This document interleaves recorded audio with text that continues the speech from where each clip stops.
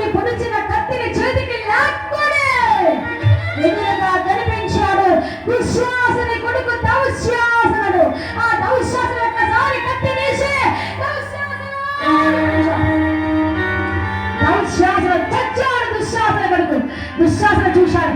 ఏమిరా నా కళ్ళ ముందు నా కొడుకును చూస్తావా, చంపేస్తావా అభిమన్యు అని కత్తి తీసుకొని దుశ్శాసనుడు అభిమన్యుని కుడి చేయి నరికి వేశాడు. అభిమన్యుని కుడి చేయి విరిగి కింద పడింది. భక్తులారా, ఎంతమందిని చెప్పింది ఆ చేయి, ఎంతమంది ప్రాణం తీసింది ఆ చేయి, ఎంతమంది కూర్చున్న ఆ చేయి, అటువంటి చెయ్యి విల విల విల విల విల విల తట్టుకొని కింద పడింది. ఇది చూశాడు దుర్యోధనుడు.